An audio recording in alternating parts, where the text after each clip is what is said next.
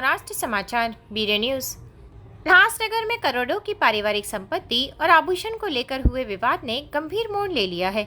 एक महिला ने अपने भाई भाभी सहित 8 लोगों पर जाली दस्तावेज बनाकर प्रॉपर्टी हड़पने और यूट्यूब चैनल के जरिए बदनाम करने का आरोप लगाते हुए मध्यवर्ती पुलिस स्टेशन में विभिन्न धाराओं के तहत मामला दर्ज कराया है। पुलिस में दर्ज एफआईआर में टीओ के नेता अजित माखीजानी पर भी गंभीर आरोप लगाया गया है कि उनके कार्यालय में पीड़िता को बुलाकर जबरन समझौते का दावा बनाया गया है। पुलिस ने इस प्रकरण में सुनील चुग और यूट्यूबर जयकिशन पारवानी को गिरफ्तार कर कोर्ट में पेश किया, जहां से 4 दिन की पुलिस हिरासत के बाद बुधवार को दोनों को न्यायिक हिरासत यानी कि कल्याण स्थित आदरवाड़ी जेल में भेज दिया गया। लेकिन ध्यान देने वाली बात यह है कि टीओ के नेता अजित माखीजानी सहित अन्य 6 आरोपी अभी पुलिस की पकड़ से दूर है। पीड़ित महिला का कहना है कि अगर जल्द ही अजित माखीजानी को पुलिस गिरफ्तार नहीं करती है तो डीसीपी कार्यालय के बाहर आमरण उपोषण कर बैठेगी। पात्र बनने वाले हैं और मैं इनको ये कहना चाहूंगा कि आपने ही कॉन्ट्रैक्ट आगे फॉरवर्ड किया है जयकिशन पारवानी को, जैसे कि हम आपके सामने झुके पर वो नहीं होने वाला है। आप इन्वेस्टिगेशन के पात्र हैं और आगे इन्वेस्टिगेशन में आप आने वाले हैं, तो इसलिए मैं आपको कहना चाहूंगा ये ऐसा करके ये न कहिए कि ये सब झूठ है। और आप एक बार, मेरे को जहां तक पता है कि आप ऐसा मतलब इतना पढ़े हैं, अभी इसके में कितनी सच्चाई है मुझे नहीं पता, बट आप एक अच्छा एडवोकेट हायर करें, उनसे ये तहकीकात करवाएं कि हमने क्या क्या वहां पे लिख के दिया है, और उसमें पूरी रिकॉर्डिंग्स हैं वो भी दी है जिसमें जयकिशन पारवानी ने आपका नाम मेंशन किया है, जहां पे हमको कनेक्शन समझ में आया कि आप ही ने आगे कॉन्ट्रैक्ट फॉरवर्ड किया है और इनको हमारे खिलाफ जो कॉन्ट्रैक्ट देके हमसे अपना हक छोड़ने का मेरे वाइफ को कहा है। और इसमें आगे जाके आपको कहीं ना कहीं पुलिस इन्वेस्टिगेशन में बुलाया जाएगा और आपसे भी आपका पक्ष लिया जाएगा पुलिस वालों की तरफ से। और कमलेश निकम जी के साथ राजेश टिकचंदानी का भी उन्होंने नाम लिया है, तो आप इसके ऊपर एक बार सेंट्रल पुलिस स्टेशन में जाएं और वहां से हमारे एप्लीकेशन निकलवा के आप देख सकते हैं। मुझे कल कमलेश निकम भाई का न्यूज देख के याद आया कि जो 10 महीना पहले 1 नंबर पुलिस स्टेशन में घटना हुई थी, जो उन्होंने मुझसे जबरदस्ती चाबी छीनी थी कि आप मुझे चाबी वापस दो घर की, जो चाबी पे मेरे राइट्स हैं, जो चाबी मुझे मेरे पापा ने दी थी, मुझे उन्होंने जबरदस्ती छीनी थी और बोला था कि अगर आप चाबी नहीं दोगे तो फिर आपके पति के ऊपर एफआईआर होगी। वो टाइम पे मैं डर गई थी, तो बाद में जब भी मेरी जैकी से मीटिंग हुई, उन्होंने मुझे याद करवाया कि 10 महीने पहले की आपको घटना याद है, कि आपको पता है जब हैंडओवर आपने चाबी किसको की है। उस दिन के लिए कमलेश निकम, राजेश टेकचंदानी ये बीच में आए पुलिस स्टेशन में, उन्होंने आपसे चाबी ली, इनको दम देके और चाबी लेके दी। ये मेरे पास रिकॉर्डिंग्स में है सब। हमारा कुछ भी केस झूठा नहीं है और पुलिस झूठा केस लेती भी नहीं है। हमने उनको अच्छे से प्रूफ दिखाए हैं, तभी उन्होंने हमारा केस लिया। ये सब मामले में कमलेश निकम का कौन सा बड़ा रोल है?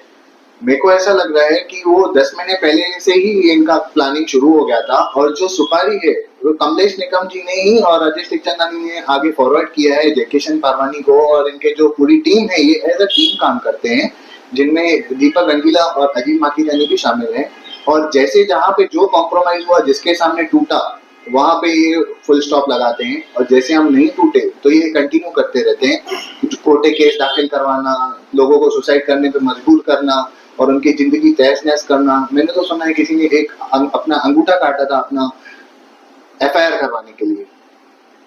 तो पहले वाली बाइट में जब आपने दिया था, कमलेश निकम का नाम क्यों नहीं लिया था? जब तक वो सामने से इंटरव्यू नहीं दे रहे हैं, मैंने सोचा कि भाई वो जैकी ऐसा कुछ तुक्के पे भी फेंक रहे हो, ऐसा मुझे लगा।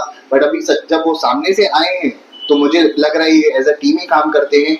और ये अभी एक जन अंदर गया है तो दूसरा बिल से बाहर निकला है, और ऐसे ही इनका काम चलता रहता है। सर, जैकी ने तो सब झूठ ही बोला था, न्यूज में भी सब झूठ ही बोलते हैं, तो हमें लगा कि हो सकता है वो ऐसे ही हमें डराने के लिए उनका नाम ले रहे हो। लेकिन कल जब उनका इंटरव्यू आया तो वो क्लियर हो गया कि इन लोगों की पूरी टीम है। और उन्होंने अपने जब भी हमारा कन्वर्सेशन हो रहा था उसमें, ठीक है, वो बड़े बड़े लोगों का नाम लेते रहते हैं। तो ये सब मामले में जी कमलेश निकम भी इसमें आपके स्टेटमेंट में है क्या? हाँ, जयकिशन पारवानी ने ही नाम लिया है स्टेटमेंट में, और राजेश टिकचंदानी का भी नाम लिया है कमलेश निकम के साथ कि उनको आपने चाबी हैंड ओवर की थी। तो ये बात सही है, वो मेरे ऊपर फॉल्स केसेस डाल रहे थे कि आप चाबी दो नहीं तो हम करेंगे। उस टाइम पे तो पुलिस स्टेशन में सुनील चौक, अमृता चौक और नित्या चौक और कमलेश निकम और राजेश टिकचंदानी थे जो ये हमें फोर्स कर रहे थे कि आप चाबी दो घर की, नहीं तो आपको आपके पति के ऊपर हम फॉल्स केसेस डलवाएंगे, 354 पॉक्सो ऐसे करके धमकियां दे रहे थे। तो उस टाइम पे हम लोगों के पास इतना, मतलब जैसे उनका नाम सुना था कि भाई वो बहुत एकदम खतरनाक आदमी है, तो हमने उस टाइम पे कुछ एक्शन नहीं लिया। और अभी कल के इंटरव्यू के बाद ये कंफर्म हो गया कि ये एज ए टीम काम करते हैं और लोगों को कॉम्प्रोमाइजिंग पोजीशन में लाके उनसे मतलब उनका हक छुड़वाना, प्रॉपर्टी के मैटर्स में घुसना, पर्सनल मैटर्स में घुसना, ऐसे। और उन्होंने एग्जाम्पल भी दिया है जयकिशन पारवानी ने किन किन का हमने काम करवाया है, ऐसे उनका उसमें पूरा रिकॉर्डिंग में है। हमारी 4 से 5 मीटिंग हुई थी, उन्होंने हमारे 12 एपिसोड बनाए। जैसे मतलब जब तक हम नहीं टूटेंगे, उन्होंने बोला कि इस मुद्दे को हम जिंदा रखेंगे, ऐसे करके हमको डरा रहे थे। आपसे पहले और किसी लोगों को इन्होंने ऐसा कुछ किया है क्या? उसमें नाम लिया है रिकॉर्डिंग में, मैं उनका नाम नहीं लेना चाहूंगा। उसमें उन्होंने 3 से 4 लोगों का नाम लिया है कि एक जन का 4 एपिसोड चला, वो टूट गए और हमारे आगे झुक गए। और दूसरे के लिए बोला कि सीएम एकनाथ शिंदे का फोन आ रहा था, उनको भी मैंने बोल दिया मैं नहीं झुकूंगा, ऐसे करके बोल रहे थे। हम उनसे भी बहुत डर गए थे। तो हमें 2-4 अच्छे लोग मिल गए, उन्होंने हमें हिम्मत दी कि आप आगे बढ़ो, नहीं तो ऐसे और भी लोग होंगे। भाई हम भी एक सुसाइड करने के पोजीशन पे ही थे, तो उन्होंने बोला आप ऐसे हार नहीं मानो भाई, आप डट के इन लोगों का मुकाबला करो।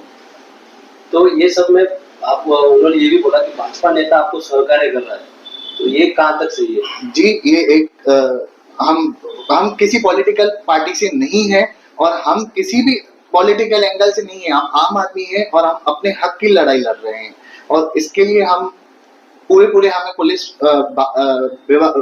भाग्य का पूरा हमें सहायता मिल रही है। पुलिस डिपार्टमेंट का हमें पूरा कॉपरेशन है, और हमने जो भी गुना दाखिल किया है विद प्रूफ दाखिल किया है, और पुलिस स्टेशन में हमने पूरे एकदम प्रॉपरली उनको ड्राफ्ट करके कंप्लेन दी है, और उसके ही बेसिस पे एफआईआर हुआ है। और एफआईआर की कॉपी पुलिस स्टेशन में अवेलेबल है, आप वहां से कलेक्ट कर सकते हैं आरटीआई डाल के। ये सब जो मामले का सेटलमेंट वो कहाँ करते थे और कैसे करते थे? सर, इनका ऐसा था कि जिन्होंने 2-4 लोगों को ये इंटरव्यू में लेके उनसे इंटरव्यू लेते थे जानबूझ के कि आपको जबरदस्ती पकड़ के, ऐसा भी उसमें रिकॉर्डिंग में बोला है कि हमसे जबरदस्ती पकड़ के जयकिशन पारवानी इंटरव्यू लेते थे। जहाँ पे जिन्होंने कांटेक्ट किया वो उनको लेके जाते थे अजीत माखीजानी के पास, उनके ऑफिस में, जो वुडलैंड कॉम्प्लेक्स में उनकी ऑफिस है। बोलते थे चैनल के मालिक अजीत माखीजानी है, उसमें रिकॉर्डिंग में ऐसा है।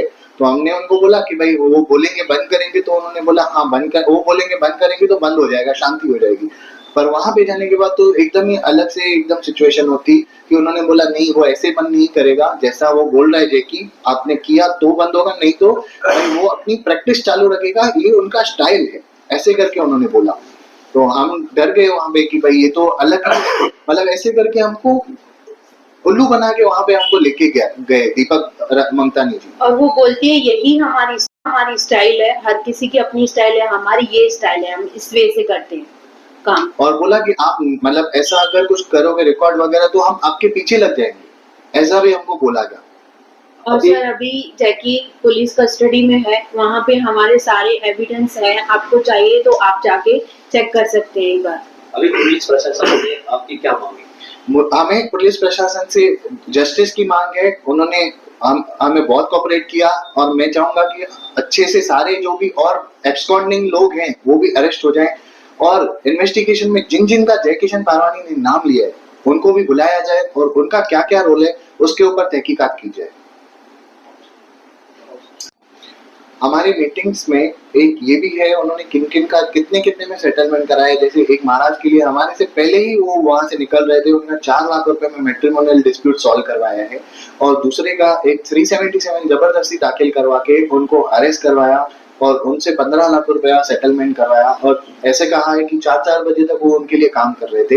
तो ये तो रिपोर्टर का काम नहीं होता है मेरे हिसाब से। और उनको क्लियरली फिर उनको निकाला भी है अरेंजमेंट करके कि भाई उनको अरेंज करवाया, फिर अरेंज सेटल करने के लिए और रेडी हो गया तो उनको अरेंजमेंट करके निकाला भी है बाहर और उनको 15 लाख रुपए में सेटलमेंट करवाया है। और उन्होंने ये भी कहा है कि भाई मतलब आप जैसे ही आप करोगे सेटलमेंट तो आपका ये सब जो है वीडियोस हम डिलीट करेंगे और आपके साथ एक अच्छा सा वीडियो बनाएंगे आपके मम्मी के साथ कि जो घर की थी घर में ही हो जाएगी। और आप एग्रीमेंट में लिखवाना कि ये सब झूठी वीडियोस थी, मैं डिलीट करूंगा। उन्होंने मेंशन किया है कि ये झूठी वीडियोस है और बाद में एक अच्छा वीडियो बना के अपने चैनल का नाम रोशन करूंगा। सर बट ये सेटलमेंट क्यों करवाते, क्या हक है इनको? अगर किसी को जेन्युइन प्रॉब्लम है तो अच्छे वकील से सलाह लें।